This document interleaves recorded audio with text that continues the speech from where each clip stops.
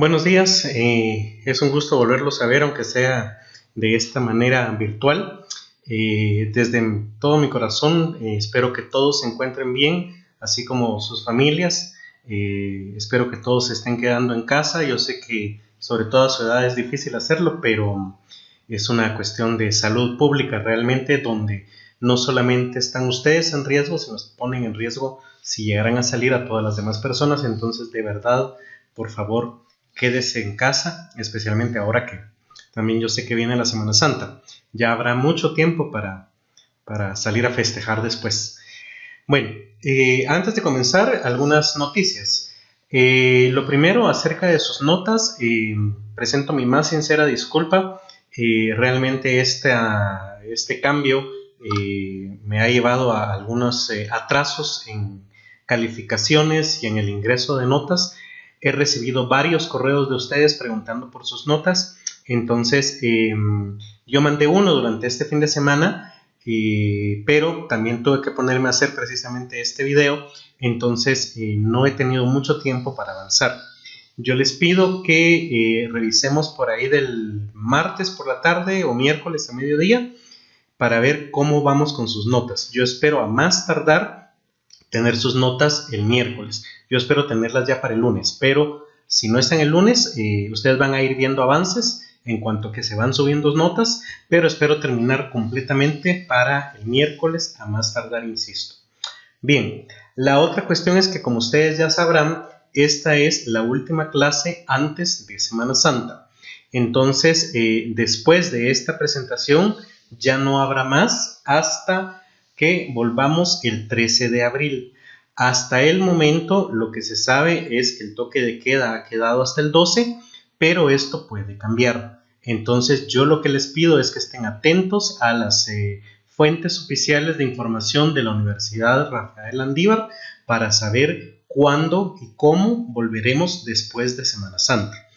Yo obviamente voy a estar igual si seguimos por este medio, pues las clases se seguirán transmitiendo de la misma manera, o si ya volvemos a clases presenciales, pues entonces ya nos informará la universidad o en último caso el departamento de psicología.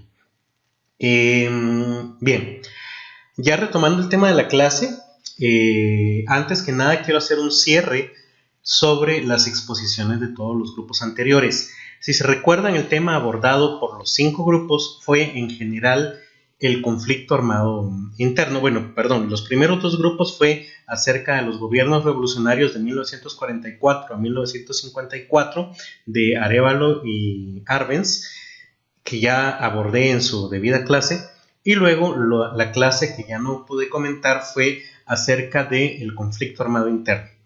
En los videos muy bien presentados, pues se aborda tanto la perspectiva del ejército como la perspectiva de la guerrilla, y otro grupo también habló un poco acerca de cómo era la situación en América Central durante esos años, más o menos de 1960 a 1990, o sea, durante esas 3 décadas.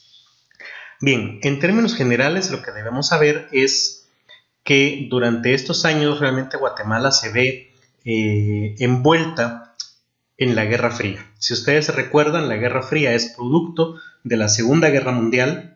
Hay 2 grandes ganadores: Estados Unidos por un lado, con una economía capitalista, y todos sus aliados, que son el occidente de Europa, o sea, Italia, España, Portugal, Noruega, Dinamarca, Francia, Suiza, Bélgica, Grecia y todos esos países de los que solemos oír más. Y por el otro lado estaba Rusia, con una economía comunista, y sus países satélites o aliados, que son estos países de los que oímos menos, pero Eslovenia, Croacia, no sé, y otros de estos países de los Balcanes, por ejemplo, también. Y por supuesto China también de alguna manera estaba en este lado de la economía socialista o comunista. Entonces se divide el mundo en estos 2 grandes bloques, y Guatemala pues pasa a pertenecer o a corresponder al bloque de Estados Unidos. Ya vimos que desde Cuba, que después de su revolución tiende a irse más por el lado de Rusia. Desde ahí se organizan algunas, la idea del socialismo que se va a importar a otros países de América Latina, esto por cierto liderado por el Che Guevara, y pues Guatemala no es la excepción. ¿Comienza la guerrilla en Guatemala con intenciones comunistas? No. Recordemos que en Guatemala comienza porque, y digo las fuentes, tenía una política bastante dura y malas decisiones económicas, y entonces es un grupo de militares los que se ponen en contra de él para darle otro golpe de Estado, que ya habíamos visto desde 1954 con el golpe de Estado de Castillo Armas, una seguidilla de golpes de Estado uno tras otro. Y bueno, pues son estos militares que tratan de dar un golpe de Estado, no lo logran, y entonces ellos comienzan con las guerrillas. Surgieron muchas guerrillas, cada una tenía diferentes enfoques, algunos muy teóricos, algunos muy prácticos. Por ejemplo, el Partido Guatemalteco de Trabajo, que era el PGT, que había sido un partido político durante la época de Arbenz, pasa a ser perseguido por el Estado y se ve obligado a convertirse en una guerrilla. Aparte está, por ejemplo, la ORPA, que estaba más cerca de la idea de una revolución étnica, o al menos con raíces indígenas, y así hay diferentes organizaciones guerrilleras, y cada una jala por su lado, por así decirlo. No es sino hasta 1980, 81 por ahí, donde precisamente Cuba, con el apoyo de Fidel Castro, convoca a los líderes de todas estas guerrillas en Cuba y les hace ver que están cada uno jalando por su lado, y les ofrece apoyo a cambio de que ellos se organicen en una sola fuerza. Es ahí donde surge la Unión de Revolucionaria Nacional Guatemalteca, URNG, y es esta unión la que efectivamente en 1981 lleva a que la guerrilla casi gane la guerra. Prácticamente ya había bastantes zonas liberadas del ejército y del Estado. Si no me equivoco, era más o menos cerca del 80%.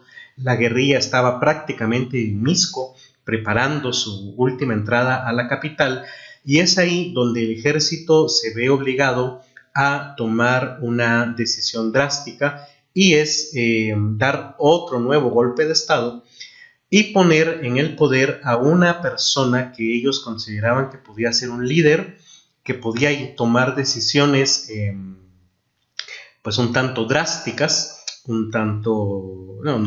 definitivamente drásticas y fuertes, que eventualmente los pudieran llevar a ganar la guerra. Este líder es el general Efraín Ríos Montt. Ríos Montt ya en la década de 1970 había ganado una presidencia. Sin embargo, también no fue exactamente un golpe de Estado, pero está en términos generales claro que hubo una alteración en los votos, hubo una trampa, por así decirlo, durante las votaciones, y él pierde. Él, en vez de manifestarse y en vez de exigir el recuento de los votos, acepta de parte del ganador una embajada en España y se va durante varias décadas a vivir allá y se aleja de la vida pública guatemalteca. Es entonces que los militares recuerdan que este personaje había sido, por así decirlo, el último presidente democráticamente electo y que nunca había tomado posesión, y entonces lo mandan a llamar para que tome el poder. Es por eso que, si ustedes tal vez recuerdan, muchas veces él trató después, por ahí del 2006, de lanzarse como presidente, porque decía que él nunca había dado un golpe de Estado, sino que había sido otras personas. Esto es históricamente correcto. Él no dio el golpe de Estado, pero al final de cuentas aceptó tomar el poder de manos de las personas que sí lo dieron. Y al final de cuentas, pues sí, fue un caudillo, fue un líder que dirigió a Guatemala de manera de facto, o sea, de manera ilegal. Durante la administración de Ríos Montt se toman decisiones, como les decía, drásticas, como por ejemplo tierra arrasada. Tierra arrasada quería decir que se debía arrasar con aquellas poblaciones donde la guerrilla estaba recibiendo apoyo. Esta idea también se conocía como quitarle el agua al pez. No hay que ir a pescar al pez, sino que se le puede quitar el agua para que muera. ¿Cuál es el agua que estaba permitiendo respirar a la guerrilla? La gente que la ayudaba, o sea, personas que les proveían comida, que les proveían agua, un lugar donde dormir. Entonces, en vez de ir a atacar directamente a la guerrilla, se enteraban de qué poblaciones los apoyaban y entonces llegaban y arrasaban con esas poblaciones.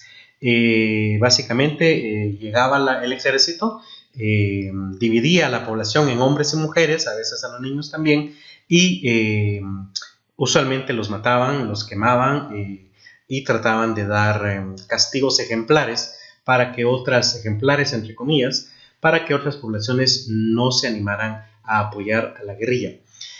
Yo sé que la guerrilla también hizo masacres, sin embargo, pues ya han habido investigaciones, por ejemplo, el REMI, que fue dirigido por el sacerdote, se me olvida el nombre en este instante, el padre, bueno, se me va el nombre, pero que fue asesinado precisamente al día siguiente de haber presentado ese informe, porque en su investigación se demostró científicamente que más del 90% de las masacres realizadas en Guatemala fueron realizadas por el ejército. Más o menos como el 8% no quedó claro si había sido la guerrilla o si había sido el ejército, y apenas cerca del 2% logró demostrarse claramente que sí había sido realizadas por la guerrilla. Entonces, este gobierno de Ríos Montt fue muy fuerte, se persiguió a muchas personas. El problema, otra de las ideas que tuvo Ríos Montt fue, ¿cómo se llama esto? Las patrullas de autodefensa civil. Básicamente la idea era que los finqueros del área interior de Guatemala debían organizar grupos de campesinos armados que salieran a vigilar su área. A cambio, el ejército les daba fusiles, ¿verdad? Y entrenamiento. Entonces estas personas también enfrentaban a la guerrilla, pero eran civiles organizados por finqueros que, como hemos visto ya en los últimos años, pues exigen también que el Estado los indemnice por haber dado ese tipo de servicio al Estado. Posteriormente, otra de las tácticas de Ríos Montt había sido también la idea de fusiles y frijoles, que era darle fusiles y comida a los campesinos que denunciaran a la guerrilla. El problema de esto fue que se convirtió en una cacería de brujas, o sea, se denunció muchas veces a personas que no tenían vínculos con la guerrilla, sino que el denunciante quería quedarse con su territorio, con su finca, con su terreno, o a veces también por cuestiones pasionales querían quedarse con la esposa, no sé. Entonces se dio mucho el caso de acusaciones falsas. Otra de las ideas de Ríos Montt fue lavarle el cerebro a la gente por medio de aldeas modelo. A veces llegaban a alguno de estos pueblos que apoyaban a la guerrilla y la gente salía huyendo. Entonces se les atrapaba y se les llevaba usualmente a Petén, donde habían aldeas que les llamaban aldeas modelo, donde se les enseñaba, por así decirlo, el valor del capitalismo, que todas las ideas comunistas eran malas, pero especialmente también se les adoctrinaba en algunas cuestiones de religión evangélica. Recordemos que en Ríos Montt fue líder de una iglesia, y entonces en esa época también se veía la Iglesia Católica como que apoyaba las ideas marxistas, y entonces durante esa época se prefirió y se apoyó mucho la religión evangélica más que la católica por estas ideas de ideología. Al final, pues Ríos Montt también tiene un golpe de estado y viene otra vez una seguidilla de golpes de estado de un militar a otro, de un militar a otro.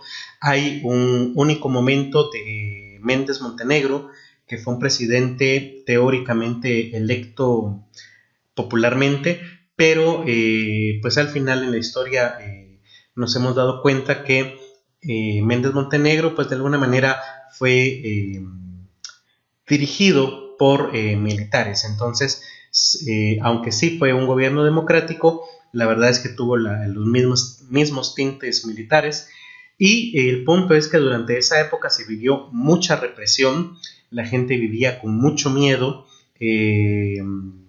tanto de lo que le podía hacer un bando como el otro, pero al final recordemos pues que un bando era ilegal y el otro bando pues estaba siendo financiado por los impuestos que la misma gente pagaba, y la economía del país también se vio afectada por todo esto que sucedió durante todos estos años.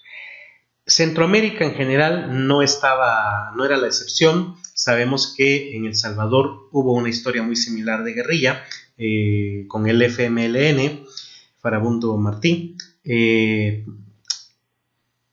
Honduras, aunque no hubo guerrilla, fue un país que ha sido dirigido únicamente por la derecha, y en esa época pues también por militares, y el país muchas veces funcionaba para darle apoyo a las dictaduras militares vecinas, o para darle asilo a la contra nicaragüense. ¿Qué pasa en Nicaragua? La historia al revés. Allá la guerrilla sí triunfó en los años 90, sacan a todo el ejército, quitan el capitalismo, por así decirlo, como sistema financiero, y entonces Estados Unidos apoya la creación de una guerrilla que no es marxista, sino todo lo contrario. Como allá el Estado era socialista, entonces la guerrilla respaldada por Estados Unidos es capitalista. Son los famosos contras. Era una guerrilla capitalista que cometía actos de terrorismo para implantar un gobierno capitalista allá. Nunca ganaron, aunque también firmaron los acuerdos de paz. Y luego tenemos por supuesto Costa Rica, que durante esa época se mantiene al margen de cualquier guerra, y pues hoy podemos ver actualmente con su economía, su sistema de sanidad pública, que mientras todos los demás estábamos en guerra, ellos seguían avanzando y pues obteniendo logros con el tiempo. Bien, espero que haya quedado claro. De todas maneras, en el portal yo ya subí un enlace para que vean un video acerca de la firma de los acuerdos de paz, cómo se llevó a cabo, cómo se organizó, y es importante que lo vean. Es un video corto de alrededor de 10 minutos. Vamos ahora a abordar el tema de la clase que nos corresponde hoy lunes 30, y el tema de hoy es la descolonización y el tercer mundo. O sea, vamos a ver qué es lo que le pasa al mundo en general después de la Segunda Guerra Mundial y durante, o al final más bien, de la Guerra Fría. Bien. La descolonización es un proceso histórico mediante el cual las colonias de los imperios europeos logran su independencia. Recuerden ustedes que tanto la Primera como la Segunda Guerra Mundial fueron porque algunos países europeos no tenían las colonias o la cantidad de colonias que querían, y que esas colonias las utilizaban los países industrializados debido a la revolución industrial para obtener materias primas y como mercados para ir a vender los productos que con esas materias habían creado. Sin embargo, en estas épocas esos países se liberan. ¿Por qué? Porque los países europeos, para ser sinceros, se dieron cuenta de que la idea de la colonia requería mucha inversión de parte de ellos, y lo mismo pasaba si los países se independizaban. ¿Cómo así? Un país que había sido siempre colonia inglesa, cuando se independizaba, que era el caso de India, seguía viendo a los ingleses como el modelo a seguir, seguía aspirando a ser como los ingleses, y por ello seguía solicitando productos ingleses y los seguía consumiendo, y prefería muchas veces venderle sus materias primas a bajo costo a Inglaterra, y su gente se iba de viaje y de turismo a Inglaterra. O sea, ya la aculturación y el eurocentrismo había permeado en su cultura. Pensemos hoy en Guatemala también, la gente sigue viendo a España, aunque es uno de los países más pobres de Europa, como una forma de mejor acceso académico, no sé, mucha gente se va a vivir allá. Entonces, ¿por qué? Porque compartimos el idioma, porque compartimos cierta historia, entonces porque los comprendemos tal vez mejor que si nos fuéramos a Noruega, no lo sé, pero mucha gente sigue viajando y aspirando a España simplemente porque tenemos una historia de colonia con ellos. Entonces los países europeos se dan cuenta durante esta época que es más barato darle su independencia a esos países y seguir en esta misma economía de dependencia. Bien, después de la Segunda Guerra Mundial, el mito de la invencibilidad europea estaba roto. ¿Cómo así? El mito de que los países europeos no podían ser vencidos, de que eran la cúspide de la evolución humana, se cae. ¿Por qué? Porque se vieron muchos crímenes de guerra, recuerden ustedes el Holocausto judío, se vieron ideas muy absurdas como la idea de la raza aria y su superioridad, ¿verdad? Al final, Estados Unidos tiene que entrar en la guerra para prácticamente salvar Europa, aunque también vimos que los rusos son quienes realmente tienen un avance más importante y son quienes de hecho llegan a derrotar a Hitler directamente en Berlín, aunque recordemos que Rusia nunca ha sido precisamente, aunque es un país, claro, que está la mitad en Europa y la mitad en Asia, nunca ha sido un país 100% europeo, sino que precisamente está en ambas culturas, en ambos lugares. Las guerrillas y las tropas coloniales sirvieron para formar militarmente a cuadros preparados para la independencia. Precisamente toda la formación militar que habían dado los europeos sirven en contraparte para que las personas de estos países quieran su independencia y tengan los medios, digamos, para lograrla. Y serios problemas económicos y militares vinieron después de la Segunda Guerra Mundial. Desarrollo de las ideas de libertad y democracia se empiezan a expandir por todo el mundo y las personas consideran que la democracia y las elecciones libres, sobre todo, son el mejor patrón que se puede tener un pueblo para vivir. Y por ende ya no quieren seguir siendo colonia, sino un país independiente y democrático. Bien, resulta que aparecen también movimientos anticolonialistas, por ejemplo, la Internacional Comunista. Ustedes recuerden que durante la Revolución Rusa, después que ya se instaura el Estado soviético, tiene dos enfoques. El enfoque de Stalin, que es mantener la revolución solamente dentro de Rusia, y que el mismo enfoque mantiene Nikita Khrushchev, y está el enfoque de Lenin y el enfoque de Trotsky, que era exportar esa revolución, la cual comparte el Che Guevara, y entonces esta mitad o esta forma de pensar de algunos comunistas es que se debe exportar esta revolución. Por otro lado, también está el indigenismo, que consiste en un movimiento por darle mayores derechos, darle mayor identidad a las diversas etnias que conforman diferentes países. Y sobre todo, pues obviamente, como en el caso de Guatemala, pero también en África. La defensa de la identidad religiosa, aunque eso en América no se ve mucho, pega sobre todo en Arabia, donde los árabes se sienten de alguna manera oprimidos por las colonias cristianas. Entonces ellos se quieren liberar para poder profesar su fe libremente. Y la fuerza indigente de estos grupos se encontraba en las burguesías comerciales y administrativas. O sea, precisamente estas personas o estos movimientos tenían adeptos dentro de la burguesía. Recuerden ustedes que la burguesía era esa parte de la sociedad que tenía dinero, que venía de su trabajo, ya sea en los comercios o administrando empresas, y que tienen los recursos para promover y exigir que todas estas ideas anticolonialistas lleven a un fruto concreto. Bien, La ONU, que por cierto ya habíamos hablado que es una creación posterior a la Segunda Guerra Mundial, crea la Carta del Atlántico y en 1945 la oposición al colonialismo y definió el derecho de autodeterminación de las colonias. O sea, la Carta del Atlántico es un documento del 45 donde la ONU promueve y pide que los países que han sido colonias se independicen y logren tomar sus propias decisiones políticas como países independientes.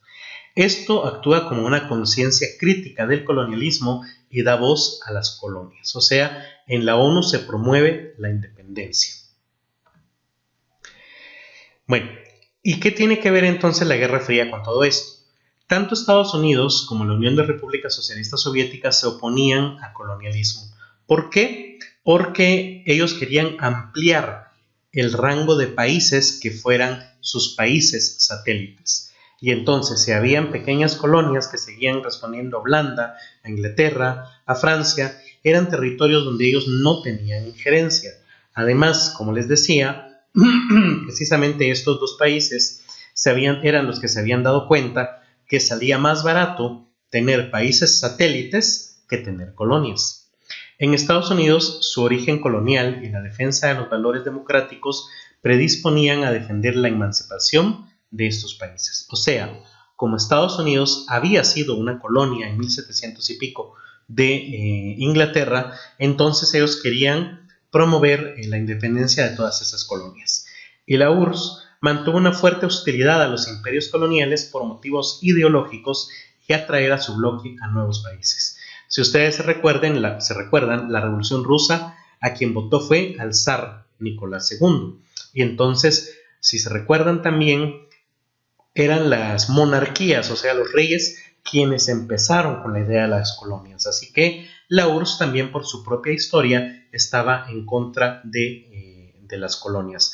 En el fondo, lo que realmente está pasando es que, como les decía, ambos países, Estados Unidos y la Unión de Repúblicas Socialistas Soviéticas, se dan cuenta que no pueden tener injerencia en esos países, que si se independizan pueden convertirlos en países satélites y que sale más barato tener un país satélite que quiera comerciar conmigo a mantener una colonia ahí, porque esto último implica mantener una administración, llevar la contabilidad, imponer leyes, velar porque esas leyes se cumplan. En cambio, si cada país vela por eso, pero sigue siendo mi aliado económico, obtengo todos los beneficios sin ningún gasto.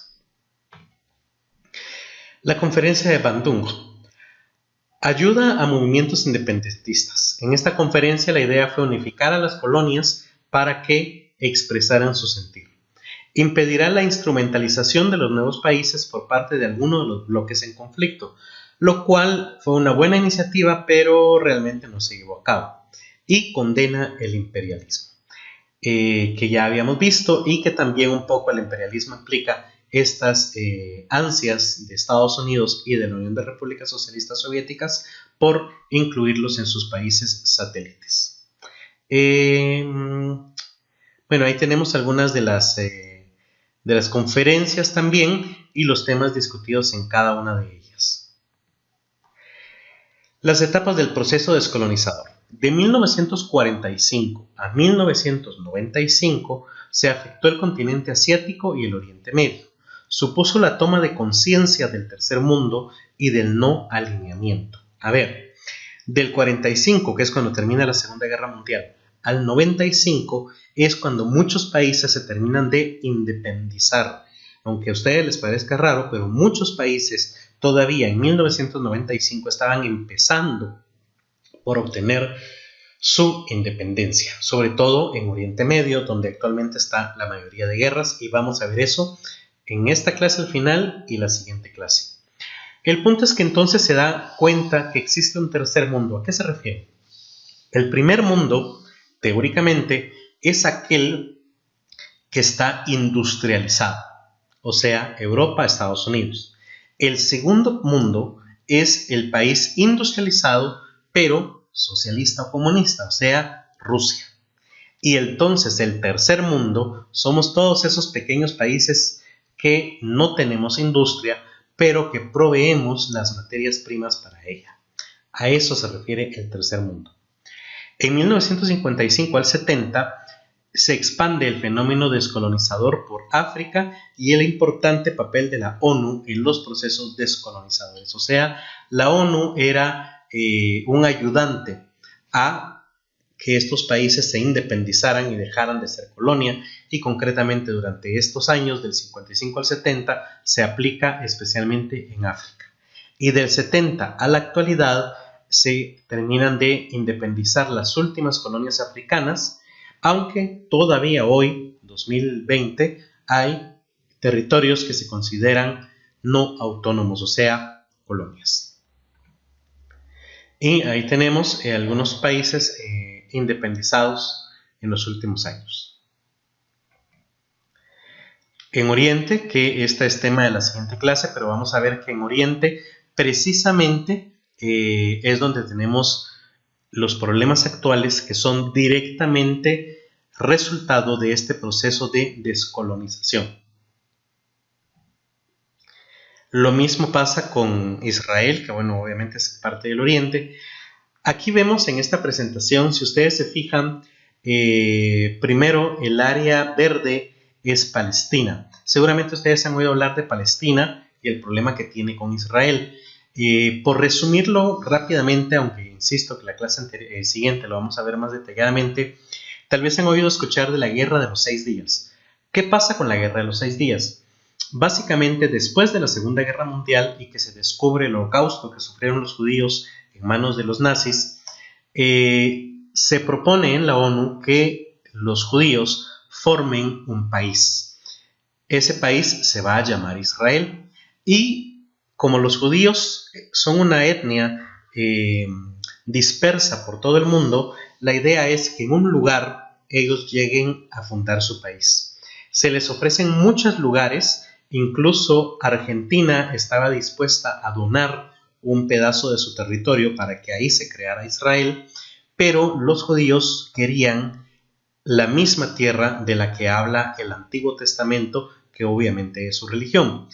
Como no se podía, porque ahí ya existía un país que era independiente, que se llamaba Palestina, entonces lo que hace Estados Unidos es darles 6 días para no intervenir, para no solicitar que se detengan. Les dicen, ustedes tienen 6 días para llegar a Palestina, empezar una guerra y entonces lograr todo el territorio que quieren. Este territorio es el territorio que en el primer pedazo aparece como blanco, y eso es lo que ganan en 6 días. Pero poco a poco se va avanzando y van viendo que poco a poco va cambiando y es más y más territorio blanco que pertenece a Israel y que ha dejado de ser de este país para pasar a ser de Palestina. Bien, orígenes del conflicto. Aparición del movimiento sionista que defendía la creación de un hogar nacional para el pueblo judío de Palestina. Entonces, ahí me confundí, no es de Palestina, es de Israel. Los sionistas, la idea de un sionismo es crear un país para los judíos, porque no existía todavía. El Reino Unido permitió la llegada de colonos judíos y se produjo una llegada masiva a causa de la persecución nazi. En la Asamblea General de la ONU se aprobó la propuesta de participación de los judíos que ejercían gran poder. Jerusalén se mantenía como espacio internacional sin pertenecer a ningún estado. Y los judíos aceptaron el plan, pero los árabes obviamente no, que se negaban a la creación de un estado judío en una tierra que ellos ya consideraban como suya. ¿Cuántos años tenía ese territorio de Palestina de ser árabe? Cientos de años ya. O sea, no era un territorio que en los últimos 10, 20 años haya sido árabe, sino que ya tenían pues cerca de 800, 900 años de ser árabes. ¿También habían estado ahí los judíos? Sí, claro, históricamente también habían estado ahí. Los países árabes intentaron invadir el territorio judío y estalló la Primera Guerra Árabe-Israelí en mayo de 1948 a enero de 1946. En esta, Israel consiguió la victoria que le permitió ampliar su territorio, el territorio que consiguieron en la Primera Guerra de los 6 días. Luego han habido varios conflictos entre árabes e israelíes. En 1956 se nacionaliza el canal de Suez por el presidente Nasser. Ingleses, franceses e israelíes atacaron a Egipto, pero Estados Unidos y la Unión Soviética les obligaron a retirarse. Esta fue la segunda guerra entre Israel y Palestina. Luego en el 67 viene la tercera y en el 73 la cuarta, donde Israel derrotó a Egipto y a Siria. Ahí vemos la franja de Gaza, ¿verdad? Y algunos lugares donde han habido ataques israelíes con rojo y con círculos rojos donde han habido ataques palestinos. Bien, ¿cuál es ese problema palestino entonces? El conflicto que mantienen los palestinos con Israel por la consecución de un Estado viable. O sea, teníamos un territorio palestino al cual llegan los israelíes y empiezan a agrandar su territorio. Llega el momento en el que realmente Israel es más grande que Palestina, ¿verdad? ¿Por qué? Porque Israel cuenta con armas que le ha provisto Estados Unidos. Entonces, poco a poco van reduciendo a Palestina a pequeños territorios y prácticamente pequeñas islas incomunicadas una con la otra, y para llegar de un territorio palestino a otro tienen que pasar por territorios que ahora son israelitas. Formación de la OLP, o la Organización para la Liberación de Palestina, quien la comienza y dirige Yasser Arafat, seguramente han oído hablar de él, cuya lucha fue la Intifada. Ese es el nombre que ellos le daban a esta lucha, que es una rebelión popular e inicia en 1987. Luego, en el 91, hay una conferencia en Madrid donde hay una aproximación a los acuerdos de Oslo del 93 para buscar la paz, pero esta se retrasa y recrudecen la tensión entre la ANP, o Autoridad Nacional Palestina, que llevan a la segunda Intifada, o sea, rebelión popular, en el 2000. El triunfo de Hamás en las elecciones de Palestina en el 2006 puso un alejamiento con Israel. Hamás era una especie de guerrilla, por así decirlo, que los palestinos tenían. A ver, como Palestina se reduce tanto, deja de tener ejército.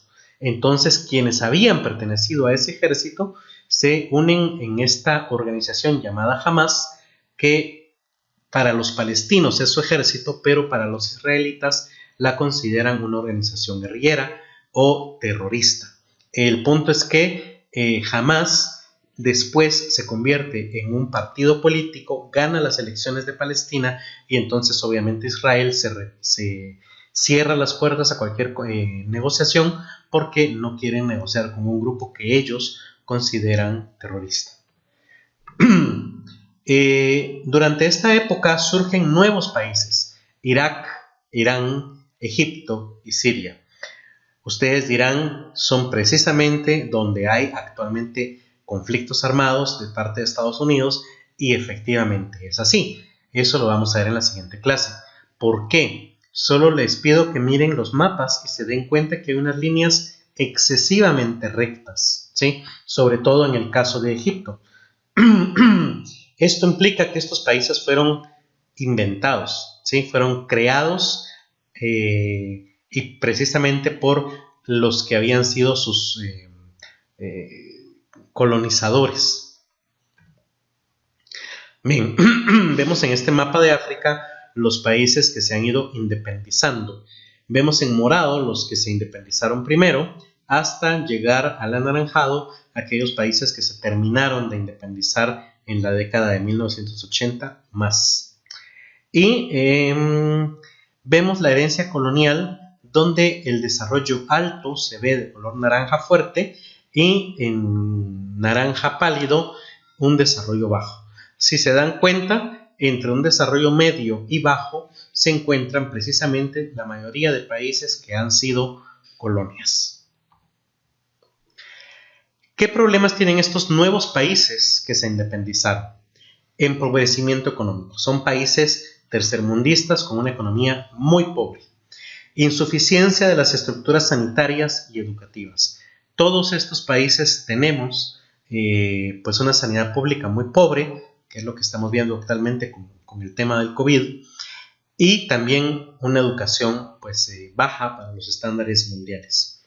Pensemos en el caso de la primaria, la preprimaria, en Guatemala, si no es privada, pues la educación pública, pues lamentablemente, pues deja bastante que desear.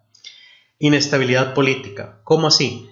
Hay muchos golpes de Estado, como vimos en Guatemala, y al final, cuando tenemos unas votaciones que más parecen lotería, por ejemplo, recuerden ustedes las papeletas para votar, donde a veces llegamos a tener hasta 27 partidos políticos, eso al final incluso es inestabilidad.